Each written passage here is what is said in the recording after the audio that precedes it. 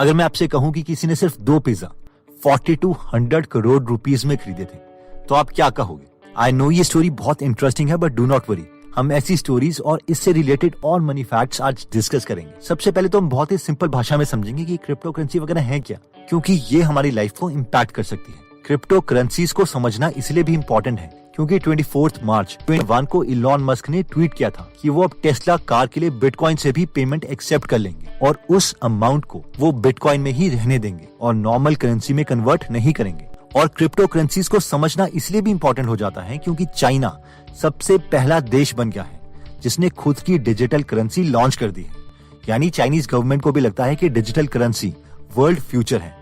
So do not worry, इस concept को मैं बहुत ही सिंपल बच्चों की भाषा में समझाने के लिए कोशिश करूंगा। बट इससे पहले कि मैं स्टार्ट करूं, let me introduce CoinSwitch Kuber, जिन्होंने ये वीडियो भी स्पॉन्सर की है।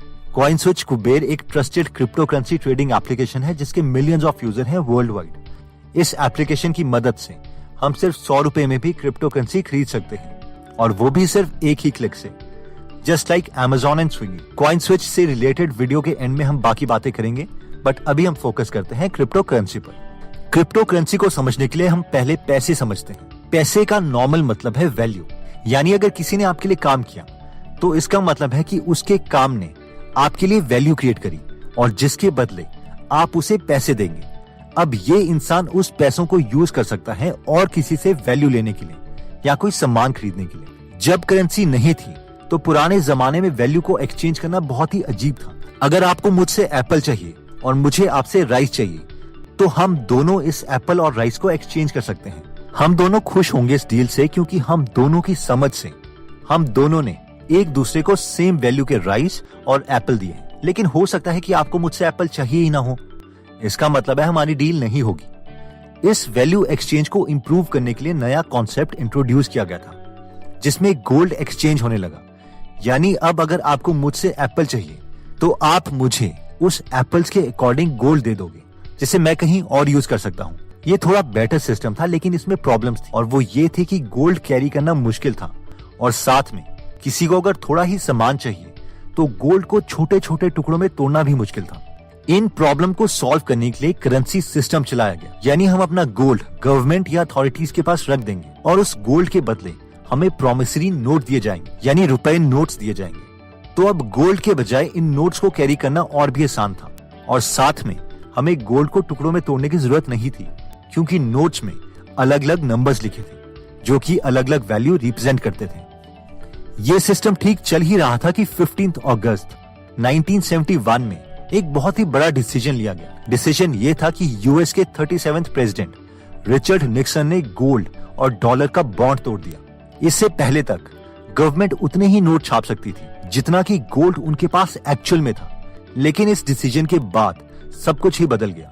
अभी तक हम सबको विश्वास था कि हमें जो भी नोट्स दिए जा रहे हैं उतना गोल्ड एक्चुअल में गवर्नमेंट के पास है, यानी हमें गोल्ड में विश्वास था। पर 1971 से हमें सिर्फ गवर्नमेंट पर विश्वास करना पड़ेगा क्योंकि वो एक कागज में लिख के दे रहे हैं कि इस कागज की वैल्यू 2000 रुपए है। अब पिछले कुछ सालों में इन पैसों को इलेक्ट्रॉनिक भी किया गया, यानी हम डिजिटल करेंसी को ट्रांसफर कर सकते थे। इसका कॉन्सेप्ट भी सेम था। हम विश्वास कर रहे हैं गवर्नमेंट में कि अगर वो कह रहे हैं कि हमारे बैंक अकाउंट में 1 लाख रुपए हैं, तो एक्चुअल में हम उन 1 लाख रुपए का सामान ले सकते हैं। और गवर्नमेंट विश्वास कर रही है अपने कंप्यूटर्स में कि उसमें कोई एरर नहीं आएगा और सबका हिसाब किताब ठीक चलेगा। अब इस टाइप ऑफ करेंसी में कुछ लोगों को सबसे बड़ी प्रॉब्लम लग रही थी कि सारा कंट्रोल सेंट्रलाइज्ड है, यानी गवर्नमेंट के पास है। अब कई लोग सोचेंगे कि यार हमें क्या फर्क पड़ता है, कंट्रोल कहीं भी हो, लेकिन ये एक्चुअल में इश्यू है। गवर्नमेंट जितने चाहे उतने नोट्स बना सकती है जिसमें लिखा हो कि इनकी वैल्यू 2000 रुपए है या 500 रुपए है या 100 रुपए है। अब इमेजिन कीजिए कि एक देश में सिर्फ 10 लोग हैं और आपने बहुत ही मेहनत करके 1 लाख रुपए कमाए हैं। अब उस देश की गवर्नमेंट सबको 1 लाख रुपए के नोट दे दे तो आपके 1 लाख की वैल्यू बहुत ही कम हो जाएगी। ये एक्सट्रीम केस एक्चुअल में वेनेजुएला में हुआ है, जहां पर गवर्नमेंट ने इतने ज्यादा नोट छाप दिए थे कि सब नोट्स की वैल्यू ही खत्म हो गई थी। लोग नोट्स को काउंट करने के बजाय उसे वे करने लगे थे, यानी तोलने लगे थे। एक टॉयलेट पेपर इतने नोट्स का मिल रहा था, एक पनीर का टुकड़ा इतने नोट्स का मिल रहा था। I hope you got the point कि सारी पावर सेंट्रलाइज्ड है, गवर्नमेंट के पास है, और वो हमारे नोट्स को बंद भी कर सकती है और जितने चाहे उतने प्रिंट भी कर सकती है। 2009 तक किसी को समझ नहीं आ रहा था कि इस प्रॉब्लम का सोल्यूशन क्या होगा। पावर सेंट्रलाइज्ड से हटा के डिसेंट्रलाइज्ड कर दी जाए, यानी जैसे इंटरनेट से हुआ था कि अब इंफॉर्मेशन सिर्फ पब्लिक लाइब्रेरी ही कंट्रोल नहीं कर सकती, बल्कि ये इंफॉर्मेशन सबके पास होगी। लेकिन 2009 में एक पेपर पब्लिश किया गया जिसके ऑथर थे सतोशी नाकामोटो, और उन्होंने इस प्रॉब्लम का सोल्यूशन दिया और बिटकॉइन नाम की क्रिप्टो करेंसी लॉन्च कर दी। आज तक किसी को नहीं पता सतोशी नाकामोटो है कौन। एक इंसान है, एक ग्रुप है, एक लड़का है, लड़की है, कुछ नहीं पता। 2009 से 2011 तक इस नाम से बहुत से पोस्ट इंटरनेट में छपे, लेकिन 2011 के बाद सतोशी नाकामोटो गायब हो गए, लेकिन बिटकॉइन अभी तक चल रहा है। एनीवेज, सवाल ये है कि सतोशी नाकामोटो ने क्या सोल्यूशन दिया करेंसी को मैनेज करने का। इन्होंने कहा कि सबसे पहले तो किसके पास कितने पैसे हैं, यानी कितने बिटकॉइंस हैं, ये इन्फॉर्मेशन एक गवर्नमेंट के सर्वर के पास नहीं बल्कि बहुत सारे सर्वर में होनी चाहिए, ताकि किसी एक आदमी या एक ऑर्गेनाइजेशन के पास इसका कंट्रोल ना हो। दूसरा पॉइंट ये था कि कोई भी कभी भी सारी ट्रांजैक्शन को देख पाएगा, यानी ये तो देख लेगा कि कितने पैसे ट्रांसफर हो रहे हैं, लेकिन ये नहीं देख पाएगा कि किसने किसको पैसे ट्रांसफर किए। फॉर एग्जाम्पल, अगर आप ब्लॉकचेन की वेबसाइट में देखो तो आप ये लाइव ट्रांजैक्शन देख सकते हो कि कितने पैसे ट्रांसफर हो रहे हैं, कितने टाइम पर हो रहे हैं और उसकी बिटकॉइन में वैल्यू कितनी है। अगर हम किसी एक लिंक को क्लिक करें तो हम देख सकते हैं कि किसी एक नंबर से दूसरे नंबर में पैसे ट्रांसफर हुए हैं, लेकिन हम लोगों की आइडेंटिटी नहीं देख सकते कि एक्चुअल में किस इंसान ने इन पैसों को ट्रांसफर किया है। नेक्स्ट दो बड़े सवाल जो हमारे मन में आ सकते हैं वो ये हैं कि बैंक में तो हमें पता है कि वो एक क्लोज्ड सिस्टम है, इसलिए उसे हैक करना मुश्किल है, लेकिन इस ओपन सिस्टम को हैक करना तो आसान होगा। और दूसरा सवाल कि बैंक में तो सब ट्रांजैक्शन गवर्नमेंट अपडेट करती है, लेकिन इस सिस्टम में ट्रांजैक्शन को कौन अपडेट करेगा। ओके, सबसे पहले हम समझते हैं कि ये सिस्टम हैक ना हो, इसके लिए सतोशी नाकामोटो ने दो सोल्यूशन निकाले थे। एक तो ये है कि ये सारे रिकॉर्ड्स एक साथ बहुत से कंप्यूटर्स में मेंटेन है, इसलिए किसी हैकर को सिर्फ एक नहीं बल्कि सारे सर्वर्स को एक साथ अटैक करना पड़ेगा, जो कि काफी मुश्किल है। दूसरा एक बहुत ही अच्छा कॉन्सेप्ट जो सतोशी नाकामोटो ने दिया था वो था प्रूफ ऑफ वर्क, यानी मान लीजिए कि अभी आप मुझे एक बिटकॉइन ट्रांसफर करते हैं तो उसी वक्त मुझे एक बिटकॉइन नहीं मिलेगा। इसके लिए 2-3 स्टेप्स होंगे। सबसे पहले तो आपकी ट्रांजैक्शन अनकन्फर्म्ड में जाएगी, यानी अभी मुझे अमाउंट नहीं मिला है। सेकंड, कुछ लोगों को एक पजल सॉल्व करनी पड़ेगी और वो पजल सॉल्व करने के बाद ही हमारी ट्रांजैक्शन अप्रूव होगी और मुझे एक बिटकॉइन मिलेगा जो आपने मुझे ट्रांसफर किया था। अब आप बोलोगे कि ये पजल क्या बेकार की चीज है और कोई हमारे लिए पजल सॉल्व क्यों करेगा। एक्चुअली सतोशी नाकामोटो चाहते थे कि अगर कोई बहुत ही अच्छे लेवल का हैकर आ जाए जो कि एक साथ सारे सर्वर में ट्रांजैक्शंस को चेंज करने की हिम्मत रखता हो, तो उसके लिए भी ये काम करना डिफिकल्ट हो जाए।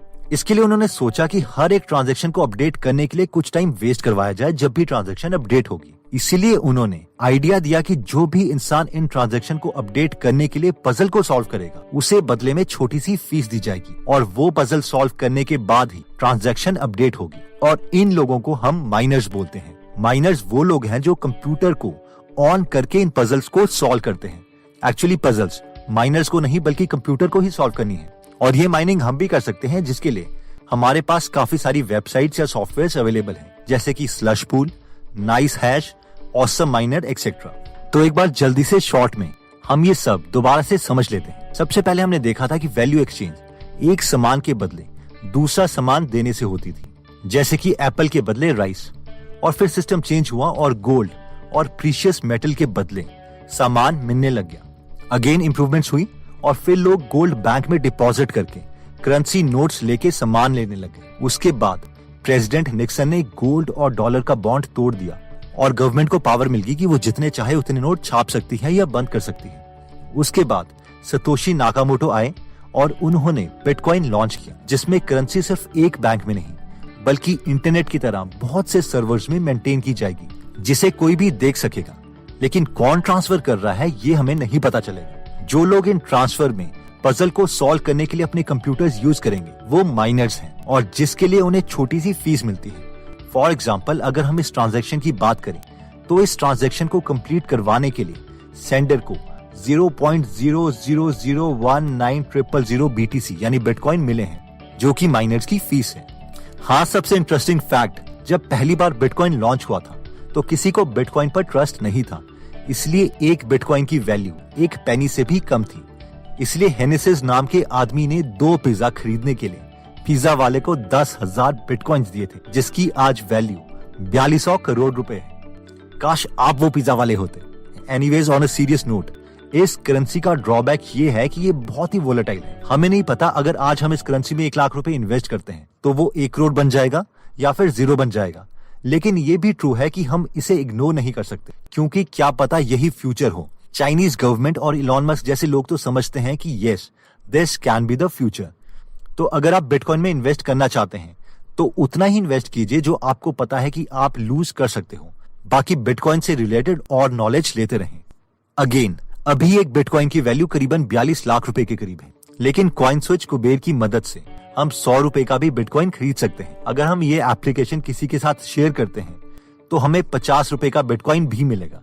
कॉइनस्विच कुबेर एक ट्रस्टेड कंपनी है जिसमें 100 से भी ज्यादा क्रिप्टो करेंसीज अवेलेबल है, जिसमें हम इन्वेस्ट कर सकते हैं।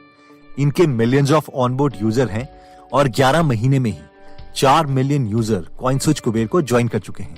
कॉइनस्विच कुबेर में पेपरलेस केवाईसी प्रोसेस है और हमें अपने आधार और पैन कार्ड की सिर्फ पिक्चर्स अपलोड करनी है। अगर हमें कोई भी डाउट है तो हम इनके कस्टमर केयर सपोर्ट को कांटेक्ट कर सकते हैं। तो अगर आप इस एप्लीकेशन में इंटरेस्टेड हैं तो इसका लिंक हम डिस्क्रिप्शन में दे देंगे। दोस्तों, अगर आप अपने कॉम्पिटिटर से हमेशा अप टू डेट रहना चाहते हैं तो आप हमारी गीगल एप्लीकेशन डाउनलोड कर सकते हैं, जहां पर सक्सेसफुल लोगों की 140 से ज्यादा बुक समरीज फ्री में हिंदी में अवेलेबल है। इस एप्लीकेशन के लास्ट रो में जाओ, वहां पर 21 डेज चैलेंज है जिसमें 21 फ्री बुक समरीज अवेलेबल है। हर रोज सिर्फ एक समरी सुनो एंड बिलीव मी, आप अपने कॉम्पिटिटर से बहुत आगे हो जाओगे।